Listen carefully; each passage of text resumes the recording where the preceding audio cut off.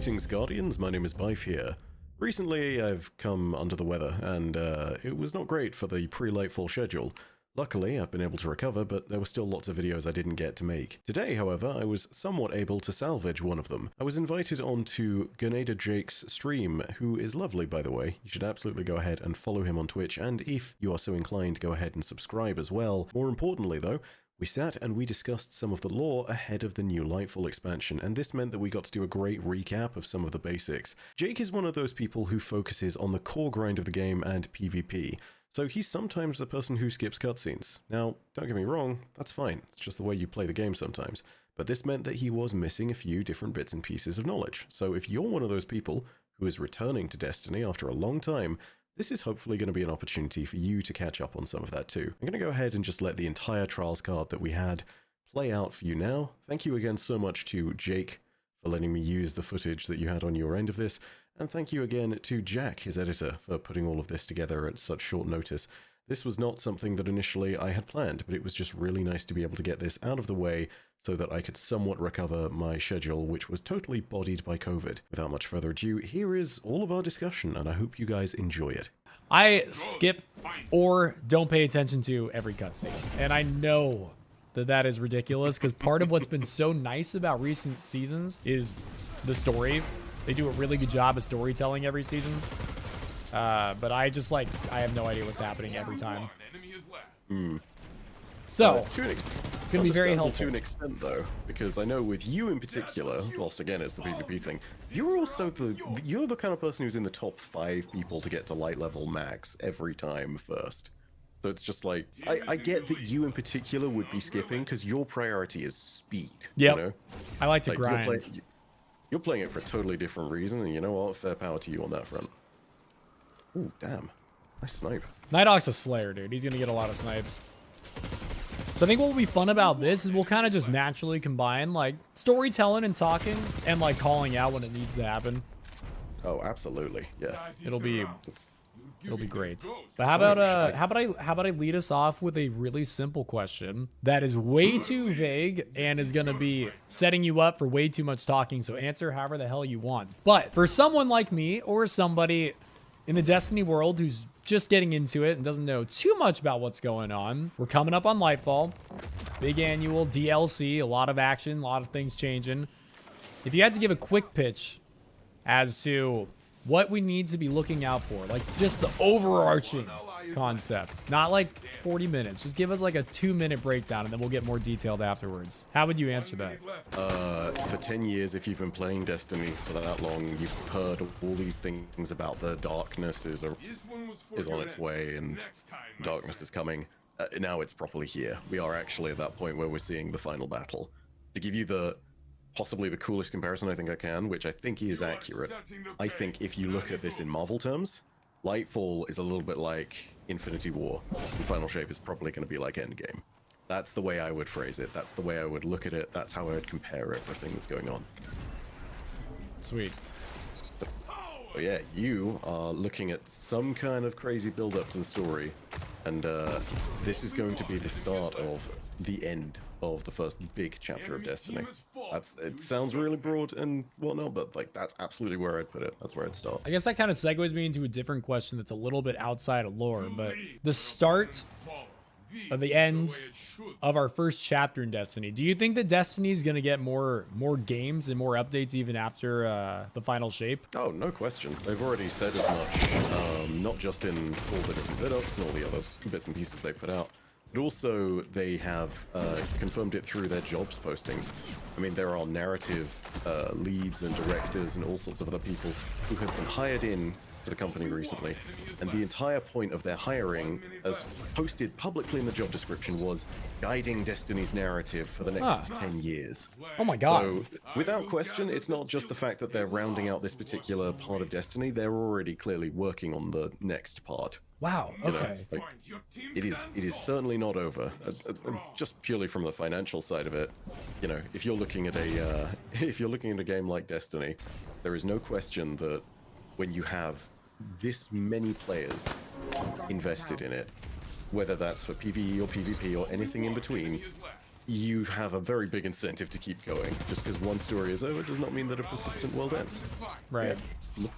It's a great time to sit there and jump in, though, because even if you just see the end of this, you know, a whole new story is going to open up, and I imagine that the universe is going to get a whole lot broader. That's crazy. I don't know what it is, but for some reason I was so confident that Final Shape we get a full year, and then whatever they're working on behind the scenes, their new game, I expected to come out and kind of have Destiny settle in the dust a little bit, but that's fantastic news that would not be the case. I think as well, like, this is something which may come across as a little bit odd, but Destiny is a game that has stories to tell. You know, like, this is a game where in one raid you're going ahead and slaying a dragon, and in another you're going and fighting a giant mecha, and those two raids are literally one season apart. I mean, you know, there's all sorts of variety under the sun in this game, and that means that you can go almost anywhere. You know, as far as open plot lines are concerned, you know, we still need to help the Cabal reclaim their homeworld. That's just another massive thing where it's, okay, we got a big Hive Cabal expansion up ahead, because the Hive are the ones that took their homeworld. So, yeah. All that stuff on its own is a series of plot threads that could be unraveled, and that's just picking up one series of characters, you know, Keitel and Valis Forge at this point, and, you know, all the Hives, so Xivu Arath, and everyone in between. So, let's assume that everybody knows what Hive are, what Cabal are. Like, we're not brand new to Destiny. We know the enemies, we've been playing, but assume we're coming in to Lightfall, and we haven't really been playing the last couple of years.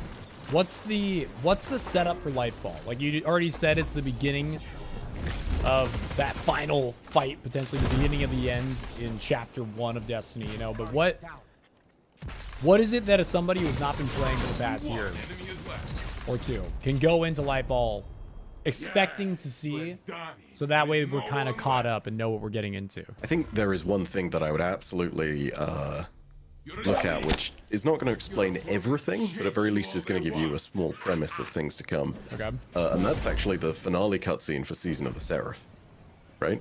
And I watched it, by the way. Hey, there you go.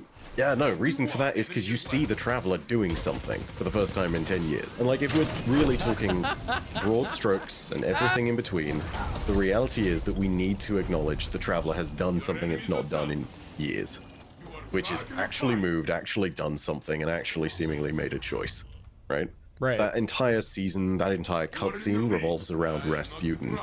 And there is a moment where he has to sacrifice himself in order to save the Traveler. And for those of you who are newer to Destiny, the reason that matters is because without the Traveler, Guardians don't have any of their abilities. We can't continuously resurrect, we don't have the light, we don't have any of that stuff. So this is a big kind of make or break moment. One of the villains of this season and of previous expansions, Eramis, is literally this close to blowing up the Traveler with all of this. So it's a big deal at this moment in time. You know, you're sitting there looking at a character whose entire motivation, his entire story, has been all about making sure that she can kill the Traveler, essentially, for reasons that are her own. And Rasputin sacrifices himself in that moment. And I think the thing that isn't said in the cutscene, but which is really important, is that sacrifice forces the Traveler to stand and fight. And that's the entire reason all this Lightfall stuff even happens, is because the Traveler is staying with us. It could have fled, and it would have just gone on and still been chased, and the Pyramid ships would have left. But it's choosing to fight here, and that's why the conflict is here. That's why the Pyramid fleets come along, that's why the Pyramid fleet is staying and will eventually battle above Earth. This is where all of it really goes down. But yeah, I think that's the first thing I would sit and watch, no question. But everything else, it's see about understanding who Calus is. Maybe understanding who Osiris is, but Calus is the really big, important one. And I'd say you could probably do better than going through and thinking about some stuff to do with duality. Because oddly enough, that is actually a great explanation of all of his backstory and his lore, and it's an introduction to things that have been building for about 6 years. The dungeon is? Yes, absolutely. Ah. So, I think the best example, right? It goes through his entire life as it pertains to his daughter. Because his daughter, spoiler alert, is the final boss. It's a nightmare of his daughter, so it's not the real Keitel, needless to say. But it's all set inside his own mind. And the entire point of going through that is you're trying to understand Callus's mind so that you can pick it apart, so you can assess his weaknesses. And the ultimate weakness, as it seems, is the fact that he still very much has a weak spot and a little bit of scars when it comes to his daughter. You know, the entire thing for them will end up being about how that interaction goes, and I think that's probably one of the most important relationships in Lightfall. Do you have any idea where it's going to start? Like what our first objective, like come into Lightfall, first thing to do is, or is that just a guess? Oh, this is probably going to be a defend the Traveler kind of situation. You're probably looking at the Pyramid Fleet arrives, and then immediately it's like, okay, bad things are going. Am I allowed to swear on the stream, Jake? Yeah, dude. Okay, bad happening, bad going down. We need to throw everything, including the kitchen sink at the Pyramid Fleet. I imagine we start the expansion by losing, and I think that then leads us into the point at which we need to go towards Neptune to find what it is that we've been sent there to find, which is also stuff from Season of the Seraph that you might want to sit and think about. I could give you the crazy complicated version, but basically there's something really powerful there that is very important to the Witness, which might help and might ultimately allow us to save everybody here. Something powerful in like the season we're currently in? Oh no, on Neptune. In Lightfall. Okay. Yeah, so to go really deep into the lore and just to give everybody that lowdown, there is this thing that was hinted at during the Witch Queen campaign, and it was called Nephele Stronghold. All of this was basically pointing to the idea that the new destination, Neomuna, the city on Neptune, existed. But it turns out the files concerning all of that, which Rasputin originally had, which he got us to dig up for him this season, contained information stating that at that location, on Neptune, there is something of remarkable power called the Veil. Now, inside take, there has been a lot of do with the Veil previously in Destiny, and all of it comes from leaks and stuff that is not at all confirmed, and all of it hasn't been touched for years. And so the fact that a name like that is suddenly getting dropped rings all sorts of alarm bells. I'm not going to speculate on what that could be, because most of that speculation is probably incorrect. What I will say is we know that it is somehow linked to the Traveler, because that's what Rasputin tells us from the end of the Season of the Seraph. So whatever it is, it's bound to be really important. There's something going on with it, and it's definitely going to cause trouble in some regard. We just don't quite know what's going on with it. So yeah, you have this mysterious object somewhere on the other side of the solar system, which is probably going to be what's required to save the Traveler, save us, and by extension, everybody who lives on Earth. Do you think that the Witness is something we're going to get to fight this DLC, this story, or are you expecting that more to be a final shape? So let me put it this way. I think there is a decent chance we actually do fight the Witness this time around. However, the key thing is fight, not fight and win, you know? I think that if you're going to look at this, this is going to be exactly like the beginning of Infinity War, where, you know, you see Loki and Hulk and Thor coming across Thanos, and he absolutely shreds, you know, kills Loki immediately, sends Thor back with his tail between his legs, and Hulk is no longer able to Hulk out appropriately because it's just such an ass whooping. You know, this is one of those moments where I have a feeling that if you're really looking at Destiny in the context of how you make a villain, they're going to take cues from things like Infinity War and Endgame. And they've shown that this thing is powerful enough to destroy Guardians. I mean, if you've seen the launch trailer, you've seen what it does where it literally shreds entire Guardians and their ghosts. Yeah. And not even in some visceral way, in some, like, way where it's totally decompiling them. Like, this thing is so powerful, and it does it with a wave of a hand in a really frustrated manner, because to us, it's the greatest thing we've ever faced. But to the Witness, I feel like it's probably more as though we're just irritating, petulant children, you know? Like, you know, this is the same entity that with Rasputin in Season of Arrivals, when it first saw the Pyramid Fleet coming again and was like, I'm gonna fight them, it shut Rasputin down instantly, you know? It took about 10 seconds. And that was when Rasputin was not just an exoframe and a bunch of recovered data. This was a full functioning war mind at the height of its power. So you've got like a really scary foe here that really is just way beyond most of that we've faced in Destiny. So you have a problem. You just need to find a way to answer it. And that's the that's where I think things like the Veil will come in, because I suspect that Guardians alone are not going to be enough to answer this. Do you think that we're going to be, you kind of implied maybe we're going to be fighting with the Witness potentially at some point? Oh, no, not on its side ever. Never on its side. Because you were saying like it. again, or I don't remember the way you worded it, but I was like, hold on a second. Do you think we're gonna like befriend this thing and start fighting with it next like DLC? I was like, hold on, man, this does not sound like how it's gonna go down. Oh, no. I'm merely implying we'd fight and we'd probably lose. You know? Like, maybe. Oh man. Okay, cool. So we got to figure out some way potentially to figure out a way to actually take the Witness down. Whereas maybe this DLC we don't get that solved. So then we spend the next year hopefully picking up on little things like you've been hinting at to eventually be able to do it.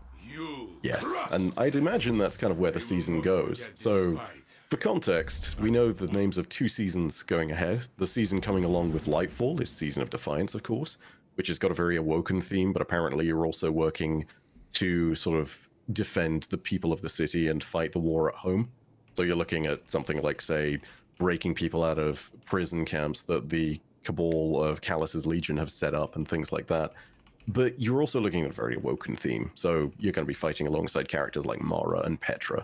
I imagine they have something much deeper to do with it. The season afterwards is called Season of the Deep. For those of you who don't know Destiny context, when you say the deep, that is a very Hy-Vee kind of context, referring to the darkness. So your theming there is probably looking at someone like Xivu Arath. You may see, if she does get resurrected on the crazy off chance, Savathun coming back, because we didn't totally kill her in Witch Queen. You may see worm gods coming into the story. You may see deeper secrets of darkness being unlocked too. There's a whole lot that we don't know about that season, so it's something where that is total speculation, but I imagine that if there is a move towards building up power so we can face the Witness again, that starts predominantly in the Season of the Deep, where we may wield some kind of new darkness power in some respect, or may at least show everybody that the power of darkness can be used to fight the Witness too. That's kind of where I'd say most of that tends to lie. I didn't even know the next season was Defiance, dude. That's how far out of it I am. I'm just reading TWABs. I'm like, does it say anything about trials? No, skip. I mean, hey, fair enough. That's what you're here for, man. No, but this is why what you are doing right now for me is so helpful, because I really do enjoy actually having an understanding of a game. Like when I'm playing through any kind of a story game, it's much more, there's more to it when you're actually understanding instead of just fighting, trying to grind. So having an understanding of where we are in the world in Destiny, and like what we can maybe even like expect ahead of it, not just like right now, but like having an idea of what might lie a season or 2 ahead, I think is a really helpful way to make it more engaging to do the story. Because I loved Witch Queen, dude. I loved it, but part of the problem with it was such a good campaign, is I was trying so hard to understand everything, and I was like so jealous of those who, like you and those who watch your videos, who probably were super in sync with everything and understood all the crazy like plot twists and whatnot that happened towards the end. That was probably such an exciting and amazing moment for everybody. Oh, you definitely hit it on the head. Like, I need you to understand that when it comes down to it, there is no judgment from me when it comes to it. But I'm right there with you. I feel really, really sorry for anybody who didn't get the experience with Witch Queen of actually being able to learn about everything that was going on with the full context. Because this, I mean, it sounds strange to say it because this is what I've said about Lightfall, but Witch Queen was a campaign that had about half a decade worth of build-up and context to it as well. You know, I mean, Savathun has been hinted at ever since we had the Taken King, you know, and that was back in 2015. Yeah, it was forever ago. Yeah, and we fought and killed her brother, and in a strange way, that's one of the catalysts that pushes her towards what she does, is stealing the light and everything. So you have a really interesting dynamic based on that alone. There's tons of lore that went into the decisions that she ultimately made, and even just how she concocts her plan in the end during the campaign is remarkable. I mean, I don't know if you actually caught it, so this is a silly question, but do you know what the big twists of Witch Queen are? Well, okay, it's been a year. So I'm not gonna lie to you, some of it may have slipped, but the idea sort of being that originally the Hive were sort of chosen to be who received the light or like or whatnot. Just tell me. I'm gonna screw it up and embarrass myself. No, not at all. This is actually a great chance to go through the context, so this is fantastic. So, what the Traveler does constantly, which is where all of this begins, is it goes around and it is constantly looking for worlds that it can uplift. You know, you're looking at this massive ball that has only one purpose seemingly, and that's to basically uplift civilizations. As it does this, it will go around from planet to planet. The Witness and its fleet have seemingly followed it constantly, and then as they have gone around, they've extinguished those civilizations. The Hive were going to be the next ones uplifted, and to be clear, this doesn't mean they were going to become Guardians originally. This just means that they were going to be like the Fallen, where it made their worlds bountiful and gave them longer lifespans, and made it so that life was good. When the Witch Queen campaign goes down, we learn that the Witness was aware of the fact that the Hive were the next who are going to be uplifted and chosen. And so what it does is it dispatches Rulk. And Rulk is the boss from, you know, Valve the Disciple. You've needless to say done that. So you know about him. Right. Big man with the terrifying donkey kicks. When he comes along to the Hive's homeworld, he sets up and concocts a plot which will turn them to darkness. And using the worm gods which he finds on Fundament, he essentially makes it so that they are forever eternally bound to do the bidding of the Witness. And it's a master stroke because none of the Hive know about this. They were deceived by the Witness and by Rulk from the very beginning, and they're forever just bound in this blood tithe. So that is the thing, that's the first really big revelation that comes out of the campaign about the Witness in the first place, was just how Savathun, the Master Deceiver, was originally deceived. The key thing of it, which goes down in the campaign, is there's a familiar that you recover. You remember the mission with the Ahamkara? Yep. It's the thing you grab off the statue. That thing is billions of years old and floated up to Savathun in her younger self years ago. And it's basically a dead worm, which functions in a way that when it is dead, it can just whisper things to you still, and it still impacts your mind. It's kind of scary like that. It whispered to her that there was going to be a disaster and that they had to go down to the bottom of the ocean of the world they lived on in order to survive it and find an answer. And that's where they found the worm gods. That's how the trap gets baited. This is the key revelation of everything as far as that particular bit of deception goes. This was not something Savathun intended for us to find. The thing she did intend for us to do was to help restore her own memories. This is the other key revelation that happens during Witch Queen. So we're constantly trying to figure out what Savathun's plan is and why she stole the light. That's the entire reason we go in there in the first place. She basically leaves a bunch of objects for us, which we can take to a place called the Altar of Reflection. And what that does is it allows us to use a power of darkness called Deep Sight to pull psychic energy from those things. And it replays everything like a memory. So you have Sagira's shell, one of the tablets of ruin, which is an old artifact of the Hive from her brother Oryx, and then you have the shard of where she was imprisoned during the Season of the Lost. Those three objects together basically not only tell about why she stole the light, but also it gives the context of what her plan was. So we feed her own plan back to her. Because remember, she's a Guardian, she's died. When you die as a Guardian, you forget everything about your past life. So we fed every bit of information that she needed to enact her plan back to her. And that plan, as it turns out, was to abduct the Traveler and seal it off in her throne world. Which is why in that final mission, we actually face up against Savathun and the Traveler is there in the sky. And it's been abducted almost. We just about managed to stop that plan, but there's more reasons to do that than just stealing it away from us. The Traveler is there as a means of protecting it from the Witness and the Disciples, and everyone in between. So us taking the Traveler out of this has also caused Lightfall. There is a lot of indications that the Traveler almost wanted to be locked off in the throne world. There's ideas there that it was trying to find safety. So it's a very interesting question of what are the true intentions of the big ball in the sky, you know? Huh. Okay. Well, thank you for the breakdown. Yeah, I mean, a lot of that that's I that's a whole sort lot. of I'm so sorry. remembered, but a lot of it was also serious addition, which was helpful, for sure. Yeah, Thank you, by the way. is- Thank you for doing this. If ever I get too in-depth on things, please let me know, because I often go at full lore tilt with all the depth and all the nonsense. So if ever I say something like paracausal, I'm sitting there and being like, hang on a sec, pull it back. Not everybody knows dumb verbiage. I doubt you'll get to that spot. I think that what you're doing right now is definitely scraping the surface of what everybody's kind of curious about anyway. And like, by the way, I kind of screwed up by not introing.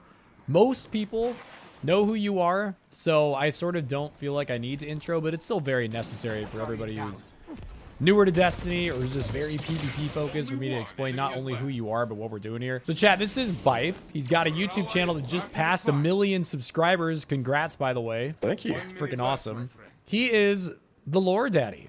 He's just the guy who knows everything about the Destiny lore, the story. He's got a ton of videos. I've even watched a 4-hour one and somehow forgot all of it a year later. He has videos that just break down absolutely every aspect of lore and Destiny story you can imagine. So he's the guy to go to if you're ever curious about what something means, if you want to just deep dive and fully understand the story and the lore behind Destiny. We got a link to his YouTube, not only in the Twitch chat, but we'll have it in the description of a YouTube video that we'll probably create out of this. And yeah, his name's Byf. He does good stuff, and he's kind of just talking us through Destiny lore, but more importantly, specifically what we're expecting come Lightfall, where we've been the most recent couple of seasons, and where we're maybe going. So that way new players or players who just aren't as engrossed in the story like myself can have a little bit of a deeper meaning when they play through Lightfall. Instead of just going in and not understanding what's going on, maybe we'll actually understand some of the context now. So that's the idea, is kind of linking the PvP community with the PvE squad a little bit, having a little bit of a bridge between that gap, because lore's tough. Lore's confusing, and they don't do an amazing job of making it really understandable. That's why you need people like Byf, who can go through a little bit more and kind of break down what we might have missed and what we maybe didn't see on that top surface. So that's what we're doing. And perhaps more importantly, like there is now a strict difference. Back in the day, lore used to be the only thing that we had, you know, back in D1, when it was all that wizard came from the moon and I don't have time to explain what I don't have time to explain. Destiny is a very different place now, where you can play the core story, but you might not actually understand everything as it pertains to the lore. And that's just another layer of depth that really does add gratification and allows you to enjoy the story so much more for what it is. You get out what you give it, I believe. And it's not true with everything, but I think that's really true with Destiny. I've tried to fully commit and engage to understanding the lore, because I truly believe that the more you put into understanding it, the more you get out of those twists at the ends of Witch Queen and whatever we're about to experience in Lightfall. The more, like you said, gratification, the more you get out of it. But it's one of those things you got to put something into it if you want to get it out. Those people who, myself included, maybe skip a cutscene or don't understand what they're seeing, it's kind of on us to go and do a little studying, watch some Byf videos to fully understand it, so that way we can actually enjoy Destiny to its full extent, rather than just kind of enjoying little aspects here and there. So I'm under a lot of incentive to say I completely agree 100%, and for the most part I do. What I would say is that, you know, everybody plays video games for their own reason, and whilst absolutely I'm a proponent of people jumping into the story that people love, I also acknowledge that some people, it's just not when I play Destiny, and you know what? That's fine. I'm literally married to a person who doesn't really care that much about lore stuff. You know? She enjoys it because she sees my enthusiasm when I get to sit there and speak about it, you know? And that is the enjoyment she gets out of it. Point being, when we play a game for the reasons that make us have fun, that is the optimal way to do it. So if you're not always going in for the lore and you just want the basic lowdown, that's fine. Like, not everybody needs to be in this place where they are the massive lore boffin like me, where they're constantly looking at all the new stuff. Having said that, you are absolutely right. People do get out as much as they get in, and I promise you that if you are the kind of person who's okay with looking through some of the extra stuff, whether that's some of the old back grimoire that's come from Destiny 1, or whether it's reading through the description of your most favored weapon, there are nuggets and bits and pieces in there that are absolutely worth looking at. You know, some of the funniest little stories that Destiny has, do get told on screen now, which is nice, but some of them are in the lore too. So it's good to be able to sit and have that as an experience where you are ready for that to take place. I kind of want to, and tell me this is a terrible idea, open up to chat a little bit of questions, because I'm sure that there are people in chat who know a way better question and a way better point of clarification than I will. So what do you think about the idea of me letting chat ask a few clarification points about what we've talked about today? Absolutely. I think my only thing is, let's keep it to just one sentence, because some people will post their thesis and that might be a bit much. You know? Yeah. Like, I'm not here to answer the specifics of how you think the worm gods in Ahamkara might be an example of divergent evolution. I'm here to tell people about what you want as far as, you know, catching up on story things are concerned. Is there some bit of clarification you want to know about? What do you think of these characters? What do you think of that? You know, maybe keep the more complex stuff for a different kind of avenue, because I definitely want to talk about things. We'll keep that for your channel. That's all for you. Yeah. Question from one of my viewers, Assassin. He wants to know a little bit about the new enemies that we're facing. If there's any kind of like a background to who they are, what they're about. So I have to presume by new enemies that you mean tormentors. To touch on the other side of it really quickly, Shadow Legion are just Cabal. You know, they're Cabal that serve Callus. They're Cabal that serve the Witness. They've been cloned. That's the way that they exist. They do not have personalities. They can be controlled completely. Tormentors, I presume, is what you were asking about. And they're the really cool ones. They are the brand new darkness type faction enemies. They have a lot of motifs that clearly come from Pyramids, from the Witness, and potentially from Rulk, seeing as he's the only other individual that we've seen that has anything kind of like what we see there. So I think that's where you look at your first point for really trying to understand what those enemies are and who they are. What I think is worth knowing is the major bit that we know about their attack, where they will actually pick up a Guardian in an animation and hold them there. I can't remember the exact name, but I think it's called Dark Harvest. And there's a lot of interesting bits and pieces there which imply that they are draining the light from you somehow. I think the most important bit as well is that the Tormentors may be part of a bigger plan here, which is, if you remember in Vow of the Disciple, there's actually a prophecy wall, which has caused all sorts of speculation and whatnot in between. The really big part of that, the important bit to remember, is that there's one sentence where it basically states what the Witness is going to do in Lightfall, which is to commune with the Traveler and drink the light and kill something.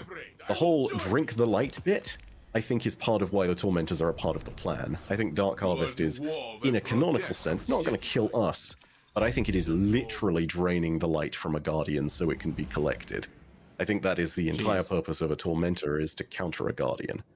Now, here's the other thing. I don't think this is the first time Tormentors have been deployed. I don't think they're new. I might be wrong about this because this is all speculative, but we see a lot of interesting indications about things that have had no description before but are clearly of the darkness. The big enigma amongst them all is in the Black Armory papers. The Black Armory in the Collapse gets attacked at a certain point by a force of darkness that they can't truly explain. They don't have a description of it. They simply say that it smells like wet earth. Later on, when you're getting Revision Zero, in this season, they describe how the smell, for some reason, triggers memories in one of the hidden agents who's alongside you, and the smell they describe is that of petrichor, something which is kind of like musty, damp, wet earth. These sound really weird as references go, but there are indications that the darkness is actually something which is all versed in memory, and these little things bump the idea that a Tormentor could come along and be a part of all this. I guarantee you that if you hear your ghost talking about smelling something that seems damp, that may well be something that leads to some kind of vestige of darkness. It sounds very strange, but this all is the only indication that we've gotten in the Black Armory papers before something tears through their compound and murders most of them. So it's a strange prelude to a very serious threat, I think is the way I'd put it. Okay. And possibly the weirdest reference in Destiny, but that's where I think Tormentors come in. Ooh. This is actually a pretty good team, by the way, and we are somehow already on Flawless. Damn. Good win, Nighthawk. That was fast. Yeah, we've GG. been absolutely flying. I've got a lot of questions that people have been tagging me in, so trying to be skimming it while also trying to listen to, also trying to play trials has been a task. But a few questions I keep seeing are about the Traveler and the laser and whatnot. Do you have any? I don't even know what the question is, but obviously the subject alone might be enough for you to talk for a sec. The Traveler has finally done something, and I think it seems very clear that that is something that was prompted by the Witness. The Witness coming along and even being in a position where it could even get close to the Traveler is probably the only thing that could have even possibly prompted a response like that. So we see that go down, and all of a sudden, yeah, it makes sense why this perhaps is the only time we've seen the Traveler fight. This is a threat that's been dogging it for thousands of years. So this is the only thing I think it would move for. I'll be completely honest when I sit there and say my speculation on what good old laser beam is rather limited. What I would say is if you take a look at the pyramid ship that it hits in the trailer, suddenly a bunch of plants start growing on it.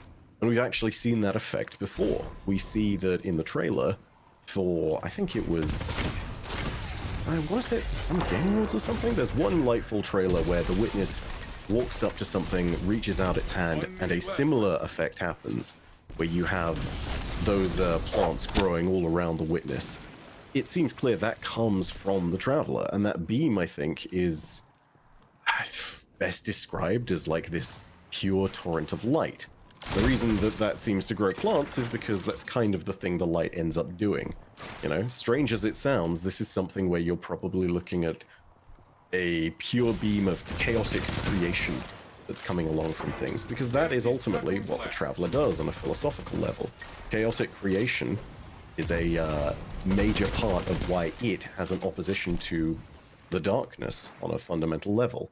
The darkness is very much about rigidity, and the final shape, which everyone keeps going on about, is actually the only shape that supposedly will exist at the end of the universe. You know, that's the reason why it's a big deal. You know, the final shape exists, and therefore it is correct. That's their entire idea.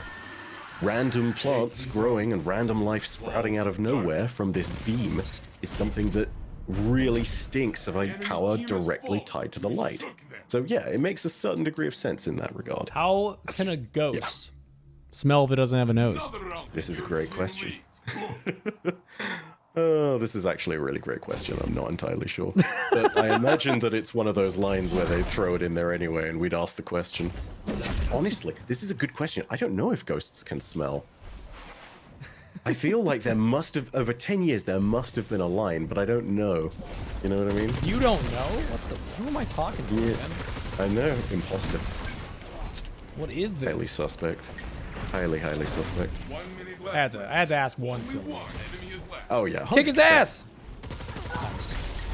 This is, like I said, a pretty good team. Two of them just quit. Two of them just quit. Oh yeah, they just quit. I have a really quick question I have to ask. Yeah, go for it. What are the pukas? Pukas are fish. No, okay. This is, you know what's hilarious? This is actually the video that I released today. So you asked this at the perfect freaking time. Yeah, this is amazing. Okay, so yes, pukas are fish, and the Exo-Stranger, when she discovers her, thinks that it is just a fish. You know, big deal. Man just quit. Here's the thing: pukas are creatures. They have, as best we know, been raised in a sense where they're domesticated, so they've been raised as pets, but they have a really crazy ability. The ability is this: when a puka gets close to you and senses that you are feeling a certain kind of emotion, it will emulate that and then feed your memories back to you. So when this happens to the Exo-Stranger, she first has a feeling, and I want to say that the feeling is loneliness. Maybe, I can't remember exactly what it is, but it then feeds her back a memory that corresponds with that from her own past, right? So if you went up to one of these things and you're happy-go-lucky and you're just incredibly drunk, you sit there and you are having a great time, and the puka will play that back to you and will play back a similarly happy memory. Equally, for the Exo-Stranger, Elsie Bray, it keeps playing back her own memories, and she is often in this place where she is stressed or is under a lot of pressure or is just lonely, and she gets those memories played back to her a lot. When she learns this about the puka, This is actually what she decides to do. She combs through her memories to try and find out what she's doing wrong. This is more about Elsie, but that's her entire purpose in life, is just making sure that she can actually find a timeline in which she stops the witness. And eventually, this actually leads us back to the point of Beyond Light, where the Puka has given her sufficient memories that she's identified that Guardians need to wield stasis, and she can't control them if we're going to survive and allow the witness to ultimately be defeated. This is where the Puka comes in. More importantly, it comes from Neomuna. It clearly comes from Neomuna, because she discovered it on a station somewhere between Uranus and Pluto. Those are the 7th and 9th planets, or planetoids from the sun. The one between them is Neptune. So you're most definitely looking at something which comes from a station that probably orbits somewhere above or nearby to Neomuna. You know, these things are also native to the planet as best we can see in some respect. Either they were created locally or they were just part of the local fauna that people discovered that just happened to have this ability. So you're probably looking at those things all over the place, because not only do they fly around the Puka pond, but, you know, there are random Pukas that you can apparently see out in the environment all over the place in the middle of the city. So you've got this really cool series of, like, different instances in which you'll probably be able to interact with them across Neomuna. One last thing I'd say, they're probably, and not definitely, but potentially linked to darkness. And the reason I say that is because memories are a key power of darkness. When you sit and you actually hear about the power of deep sight, the stuff you use in the Witch Queen campaign, all of that works by tapping into memories and the psychic imprints that strong memories leave. So when you sit and you actually hear about the Pukas having some kind of power over memory, that's probably what you're looking at. Probably looking at something which is going to directly allow you to access your memories via dark power. So it's a really freaky kind of concept, just based purely on the fact that these cute little space fish are somehow vestiges of some kind of dark power, but it doesn't seem too impossible, you know? Like, stranger things have happened, and these things do also help Elsie find the original way she learns stasis. So, you know, there's all sorts of weird little things about the Puka, and some of it's theory, but hopefully that answers all questions about fish. That's as best we know for the moment. Kind of amazing. Ridiculous little cute little things, but aside from that, that's all we know for the moment. I imagine there's going to be 10,000 different things we learn about the Puka as we explore throughout the city and Neomuna and all that. More to find out. Mr. Byf, it was an honor. Thank you, seriously, for probably talking through stuff that you are forced to talk through way too often, but you sound like you still, no matter how often you do, it sounds like you enjoy it. So I appreciate you sharing your wisdom with my audience and me. I think a lot of people are going to get to go into Lightfall, like I suggested, with just a lot more meaning behind actually playing through the story, rather than just get through story, get power. There might actually be things that we have picked up on over the last 30, 45 minutes that will help us enjoy that story and the meaning of everything a lot more. So thank you for sharing your wisdom, and it was a lovely card. I'm glad we got flawless so easily, dude. We absolutely slayed. If I may leave you with but one extra little bit of wisdom from all of this, which I think is going to be very relevant. I've not mentioned it in any video thus far. At the very end of the Witch Queen campaign on Legendary, you get that cutscene with the Witness, and they sit there and they are talking directly at the Traveler, and they say something along the lines of, "You have nowhere left to run, you have no more cards to play, your pale heart holds the key." That, I think, is something everyone should remember. When the Witness is trying to go to the Traveler and attack it, just remember its pale heart supposedly holds the key. Your questions from there are, what is the key to, and where does the Witness go with it next?